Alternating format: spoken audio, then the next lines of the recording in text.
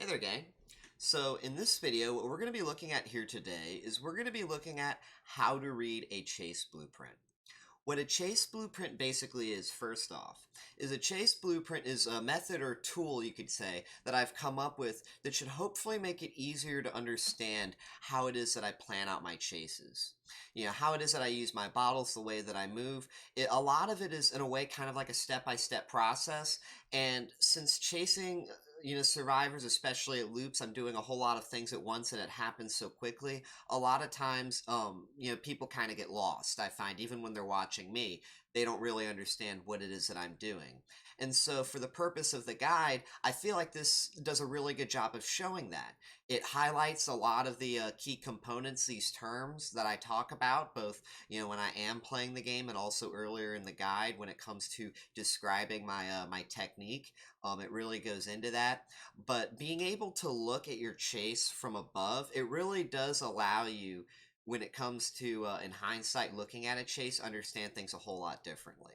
And so hopefully this should help you guys with that, because this really is when I am in my actual matches and I'm chasing survivors. I mean, I have the killer FOV, I don't exactly have the bird's eye view, but this is really how I approach a lot of my chases. Now, before we do get started with breaking down what it is that we're looking at in these diagrams, right here, 1 2 3 4, I do think it's important that we approach the keys. We kind of talk about these terms here, so I'm going to zoom in just a bit. Some of these are pretty self-explanatory. I mean, okay, so here's our key. And yeah, some of these, like I said, I mean, I shouldn't have to tell you what a wall or obstacle is, right? I'm sure you guys know what a wall or obstacle is, but that's basically like right here. We've got a pallet spawn right here, and this is connected to that wall and obstacle. This is a loop. You know what I mean? Same thing with right here. Um, this is also part of a loop. We've got a pallet, and this is also part of a little wall, like part of a staircase, I guess you could say. Can you guys guess? I don't know if I actually showed what tile this was. Can y'all guess just by looking at this? What map this is on, or what tile? I'll give you a hint. I'll narrow it down for you. This is on Gideon Meat Plant. Can you guess which room this is just by looking at it? But yeah, that's basically what we've got here. We've got the walls. We've got the pallets right here. I shouldn't have to explain that. Window vault connected into this little room. Green doorway right here. That's how you get in. You come in through right up here. You can go in, vault the window that takes you down over here. It's also an open hole. You've got an open hole right here. Um, let's see. And yeah, then we've got, what is this? The area of possession, right around this pallet. Well, we might as well go into that. The area of possession is basically what relates to an undropped pallet. When you are chasing a survivor and they take you to a loop and the pallet has not been dropped yet, there's basically this little radius, is how I like to see it, which kind of represents the threat that a survivor is going to be able to stun you. If they're relatively that close to the pallet, that means that there's a good chance they have the ability to drop it before you have a chance to hit them if you also approach that same zone. And that's kind of why I call it pallet possession. If the survivor gets there and they're in that zone, they have possession of the pallet until it is dropped. Once the pallet is dropped, that possession is gone because you were able to hit survivors over pallets. So it is okay once the pallet is dropped, but once it remains up, you have to respect the area of possession, because that's how you get stunned, and that's what that is mostly meant to show. Killer and survivor movement direction, I feel like that is pretty self-explanatory, but in the context of the diagram itself, um, this is what is going to be done. When you move on to the next, like you go from 1 to 2, you notice how the arrow for killer movement direction points right over here. You look at 2, clown is right here. Clown isn't in frame in step 1 because I'm coming in from a different tile. She had that much distance on me, but we already had this yellow good to go. It's not inactive, but we did have it calculated to where it would be active for me, not for her. I'm going to be picking this up. And she's going over here. This arrow survivor movement direction, this points all the way behind this area of possession. See, she runs all the way into the area of possession behind this pallet in this corner of the map here. This is a really strong loop too, by the way. And she's going, that's why she opts for this. Instead of dropping this pallet, she's trying to save this as a resource. She probably thinks she can transition from here, if the very least, go down this way, or at the very worst, she goes over here. She thinks she has two alternatives, right? That is kind of what this shows here. That's why she didn't drop this. And we played around that with this yellow. This yellow was to not only play around this right here, but also to, in the event that she didn't get us up, so we could get her over here. But I'm moving a little bit too far ahead too soon. Um, so let's see. Doorway, open hole. Let's see, area of possession. We covered all that. Window vault. All right, it's pretty self-explanatory. Yellow bottle radius, pink bottle radius. You know, self-explanatory. I did put an active next to some of the clouds because that is meant to show that when you see that cloud in that frame, it is inactive. That doesn't mean that whatever is going to take place, right? So if you see like an inactive cloud maybe and like the arrow goes through it, um that may or may not mean that it picks it up. It really kind of somewhat depends, you know, depending on the chase itself and that, you know, the blueprint that the blueprint relates to. But yeah, I mean, you kind of with the idea with this inactive here, this kind of shows that how early I'm kind of setting it up within my steps, right? So like I may throw down a yellow in step 2, and I mean depending on what goes on, because yellows can last up to 10 seconds if no one runs through the cloud. You know, the longer anybody runs through the cloud, by the way, the clouds decrease faster, their duration, you know, being available for someone to get the benefits, or, you know, debuffs. But you know, I could end up dropping a yellow in step 2, and I could not pick it up till step 4, possibly, right? You know, that is kind of what this inactive is meant to show. It's meant to show that this is in play, and it is probably not something that may or may not be benefited from immediately, but in maybe steps 3 or 4 you will see benefit, right? And there we go, benefit step 3. But let's see, slicing the tile. That's a good one too. Let's talk about that. So what we've got right here, you go ahead and you look right over. Let's look at step 2. Once we push her behind this tile, we've got this nice little box cut out for us. You see this? What this basically shows is this is the area of control that we have around her. These green lines, it's like a box, because she can't really do anything about this. If she tries to go over the pallet, she can't go anywhere. She can't make it to the hole, right? If she tries to run to the open hole, we're going to hit her. You know, she can't try to go out the back because we'll come around and we'll be able to hit her. We basically have control over this area. So what we did is we reloaded right here. And as we got our bottles back, probably should have put reloading right in there, but yeah, we reloaded right here, and we were able to pressure her within this square. Okay, see, this is her only safe area. The reason why I call it slicing the tile is because this is the tile, right? This is the tile, and we've cut it through our positioning. You know, the fact that she is right here, she's got a wall behind her, she's got this in front of her, so she can't really just like go anywhere around that. Pallet means that she's kind of got some protection, but protection can be used against her, right? She has to vault over it, and then she has to vault back. I can hit her during the vault back, right?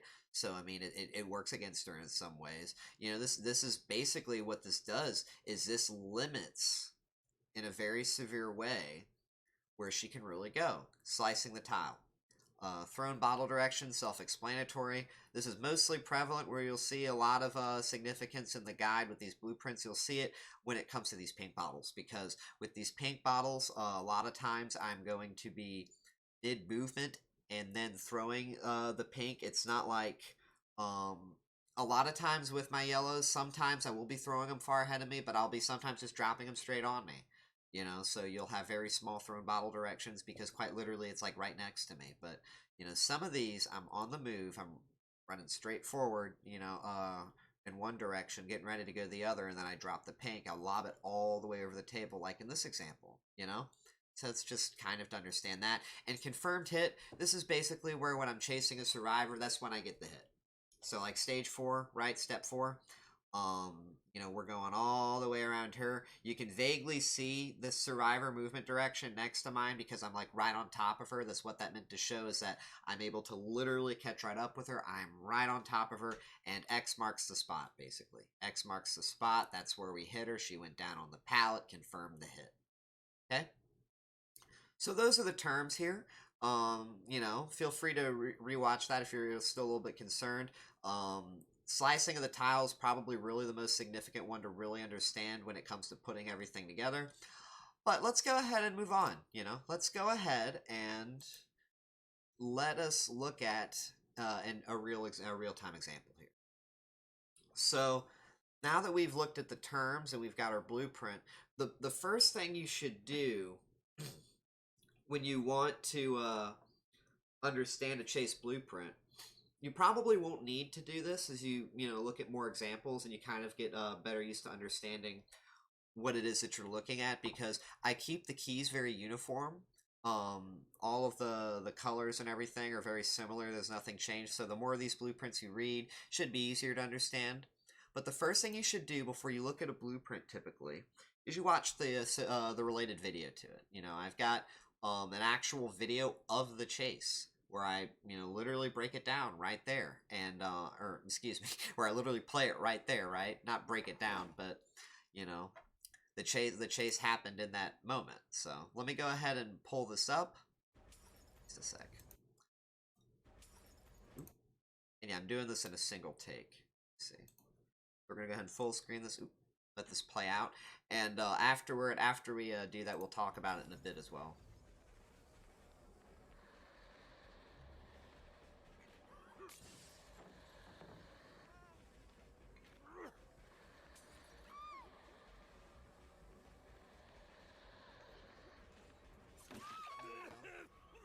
There we go. So yeah, that's basically what you're gonna want to do. You're gonna want to watch it. I'll let it go one more time.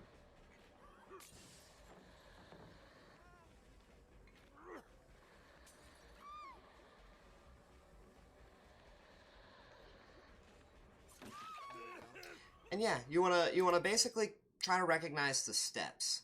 As you're watching the video, try to think about in a step-by-step process how I'm like looking at that, and then you're gonna want to go down to the blueprint after you watch the video. So we're gonna go back to the blueprint, and let's look at what we got here. Okay. So first things first, step one.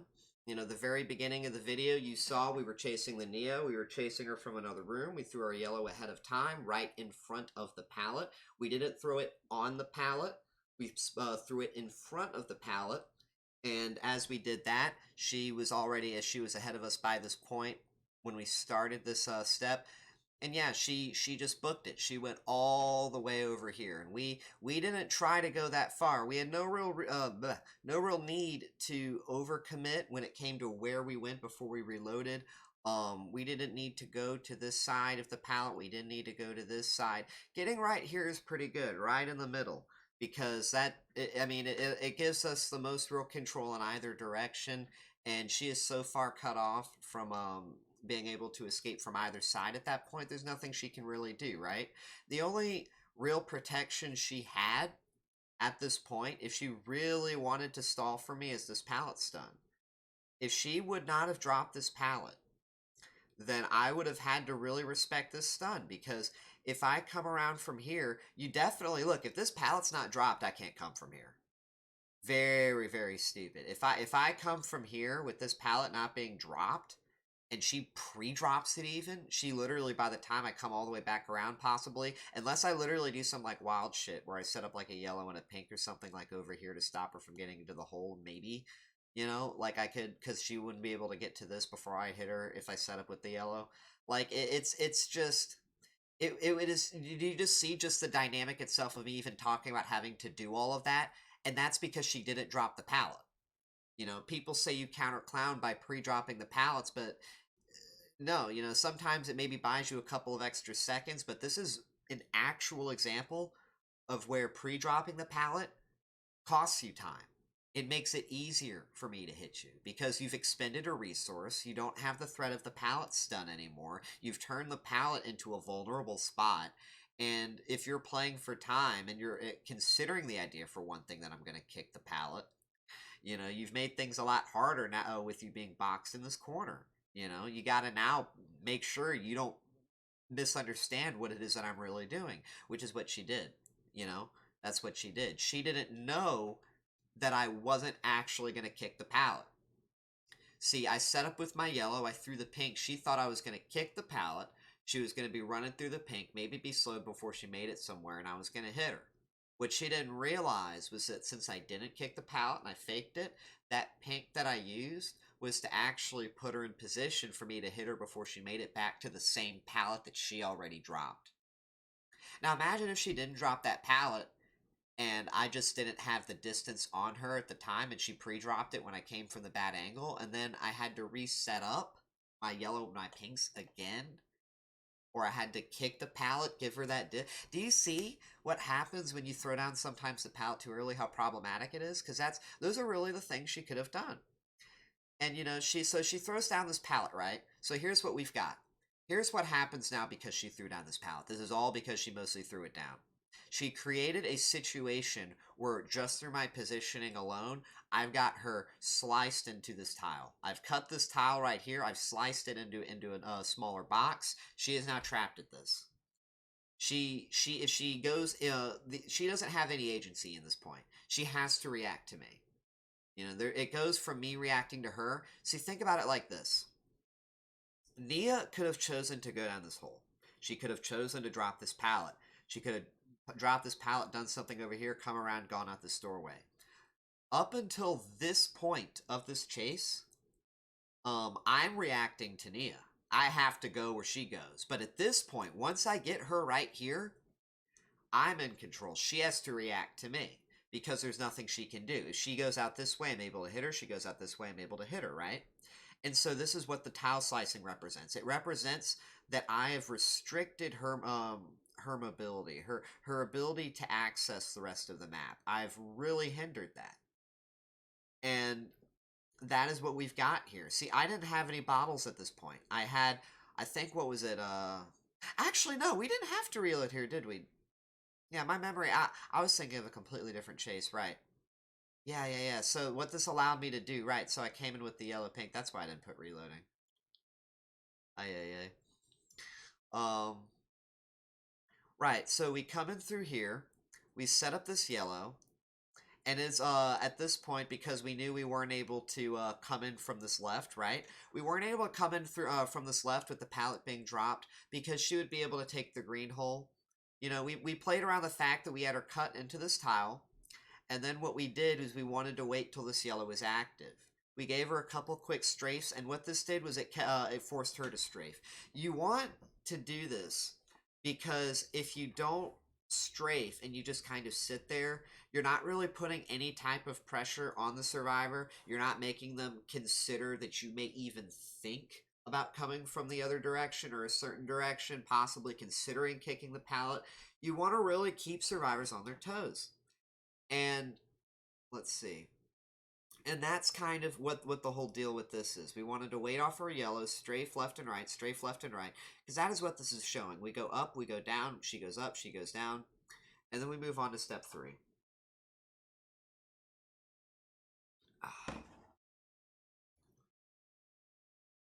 So in step 3, we've got our yellow active, and what we're doing here is we're coming up, we're throwing the pink on the other side, right? And then right as we throw the pink on this other side over the table, we come from this angle. We come and we run all the way this way. And we're making her think that we're going to kick the pallet. All right? We're making her think that we're going to kick the pallet. And because of that, she runs all the way through this pink. And she runs right to the edge of the edge right here of the control we previously had. See, one thing to kind of understand here is that she still can't really go this way. She could possibly, now maybe technically she could have gone all the way up here, but right here she can't really go beyond this. If she tries to go this way, I could still, with my yellow and her being slowed down by a flask of bleach, because this is a flask of bleach pink, I could catch her before she gets anywhere. So that is kind of why this is a little bit different. But notice this. Pay attention to this. We've got her boxed like this in stage 2. Notice how the tile slicing changes? And that's because as we do throw this pink and we're coming around this way, she does have a little bit more freedom here, you know? I can't really approach from this side, especially with my yellow being here. And if I want to come around and fake the pallet kick, by virtue of me coming this way, it gives her this much extra space. So that really is why this does change here. But yeah, once we get the pallet kick, we get ready to, fake kicking it right here. This is us right there. We're setting up for that. The tile does change again. Look at the slicing here. She can't obviously go up through here. And with us coming around through this way, she has to make it to this pallet. I actually do think possibly maybe she could have made this. I didn't want to consider this a full slice that runs all the way through this box, to the other side, meaning that she couldn't even make it to this pallet. Because if she didn't exactly overcommit like she did, she went a little bit too far toward the edge of this table. She could have made it back. But we did have her cut off from anywhere else. She couldn't have made it outside this room through this doorway. She couldn't have made it to this pallet. This was essentially her best shot, was making it, if she could. But the thing about it was, look at this. Look at step 3 and 4 now, right? Previously, we pushed her up this way. This pushes her through our flask of bleach pink. Now that we've pushed her up this way as we're faking the kick, she now has to run back through it in order to make it to the pallet. And look at this juxtaposition. Look at this.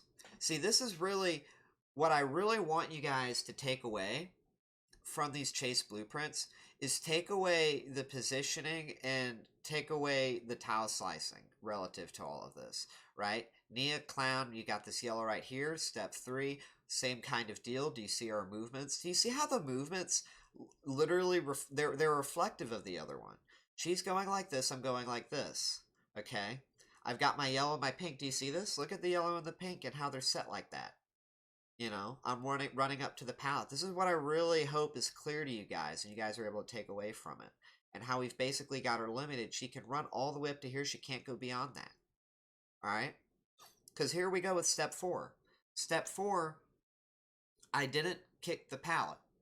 Instead, I ran around through here, and with my yellow, we picked up our yellow, right? So we picked up our yellow the first time, which meant that we were able to, before she could think even sooner, we were able to get in place to pretend to kick it, but we were able to pick it up again. We refreshed the duration. We picked it up, we refreshed her pink as well by slowing her down again with that flask of bleach, and we were able to hit her just as she was sliding over the pallet. We were just barely able to confirm that hit right as she slid over it. And that's really what it's all about. This isn't exactly like the traditional chases, because unlike a lot of other double bottle combo setups, there isn't as much agency in the survivor's hands. They're reacting more to you instead of the other way around, because really what we were dependent on here in this specific chase was that she would think we were going to kick the pallet. If she was very astute, if she actually read us, then what she could have done with our pink being right here, she could have stood right at the edge. She could have really stood about right here, and then I couldn't do anything. If she would have stood right here instead of going through this pink, because I wasn't actually going to kick the pallet, I wouldn't be able to approach with my yellow. I would not have the time. She would just, especially when they're not being slowed, she could just, straight up run up and vault, She could have called my bluff, essentially. This specific double bottle combo setup played around me expecting her to do something that I was correct on. She played like I thought she would. We thought she was going to preemptively attempt to create distance because she thought we were going to kick the pallet. That was a mind game. And so, yeah, we took advantage of that here. We were able to chase her using our yellow and our pink. Look at this. I just love this so much, y'all. What I really just love so much about these chase blueprints is that I really hope this is clear, because this is how I see things. I have the killer FOV, but when I'm planning out my steps, when I'm looking at these tiles, gang, this is how I see things. And it's why I love Zancian Tactics. One of the reasons I put so much emphasis on Zancian Tactics is I'll be coming up to a tile. I have experience with the tile in general. I just need to kind of have some highlighted info of like the specific key areas, right? The windows and the pallets, and then I'm good to go. That's what Sanchin does for me. So I'll literally be running up to tiles, and it's like I'm having the killer FOV, uh, you know, uh, you know, point of view when it comes to like looking at this, right? But here we go. We've got our chase blueprint. I've looked at the terms with you guys, right? Let's go ahead and watch the video one more time, and then we're going to talk about the final area. So we just did, think about those steps I just talked about, how we had her sliced in. We're going to do a step-by-step breakdown. Hopefully that'll kind of make it a bit more clear. We'll do it for this chase. So first thing, let's see, first things first. Here we go. So look at this, right? We can already go ahead and start with this while we're paused. Like I said, look at this distance. We're coming in from another tile. She's very, very far ahead of us, okay? We're throwing this yellow. We could have, if we would have aimed a bit up, especially if we would have, I don't even think we fully charged this bottle. We definitely could have thrown this yellow on this pallet. We could have made sure this yellow was on this pallet before we picked it up. But we specifically didn't do that because I did not know if she was going to drop this pallet, okay? So we threw it in front. And look at this. I'm looking both ways because I want to just, while I'm waiting anyways, there's no real reason to look anywhere else. I'm just kind of, doing that. We pick up the yellow. This is another thing, too. I think a lot of people have a really big problem with this. They don't know the actual extent of their yellow bottle clouds, okay? See, look at this. You would think that I would need to stop, right? You would really think I'd need to stop because look at how small this cloud is.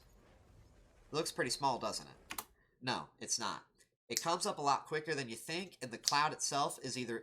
I don't know if it's so much the cloud is bigger than than you would think it is, or if it is Clown's model. His killer model is bigger than it may look.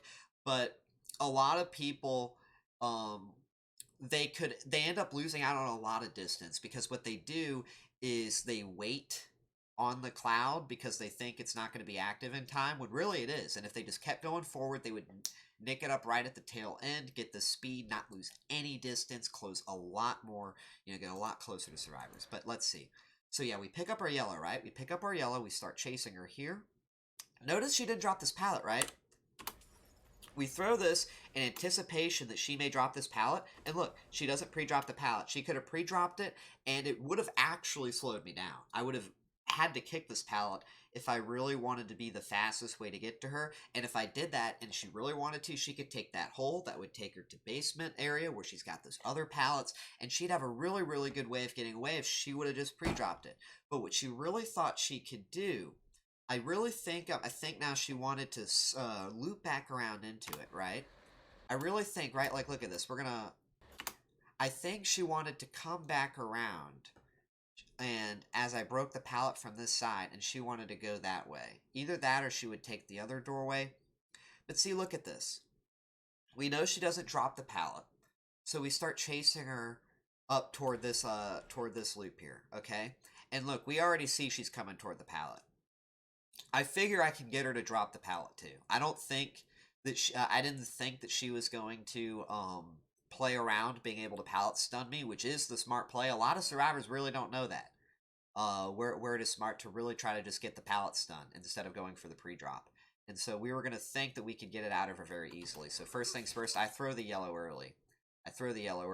And the reason why I did not commit and I didn't actually try to get her to drop it is because right as I'm throwing down that yellow, y'all, she saves me the time. She saves me the time of walking over there. She pre-drops the pallet early.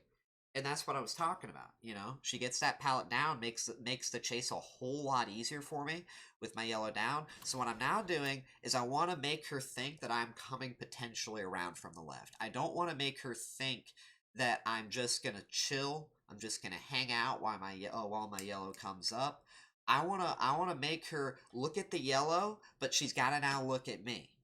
She's got to look at the yellow. She's got to look at me. I'm doing a whole bunch of different shit. I'm going left and right while my yellow's coming up. She's got the pallet already down. Am I coming left? Am I coming right? Does she need to vault the pallet, or does she need to look for an opportunity to take this long angle from here, run from around here, right? What's really the play? Because all of this is going on in 2.5 seconds. Once that yellow bottle's active, I'm making a move. So we throw the yellow bottle down. We're kind of hanging out a bit. And look at this. We're getting ready to pick it up.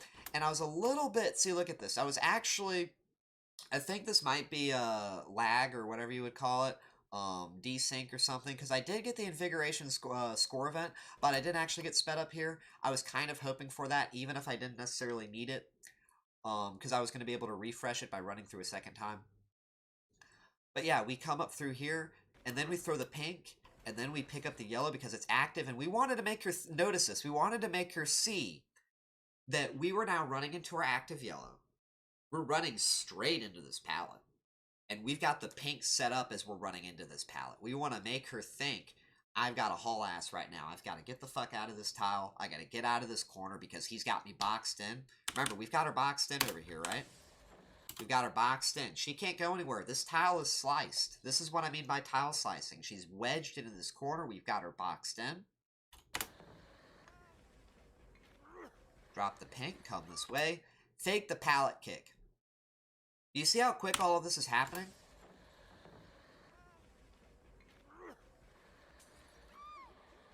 She's got her in this moment. She has to decide in that small period, that's 2 to like 3 second window.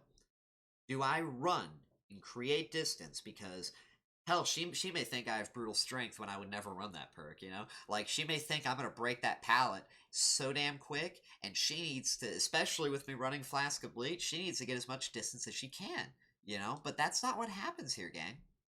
That's not what happens. See, I fake the pallet kick, and look at how far she runs. Look at this. She goes all the way up to there. Do you see that?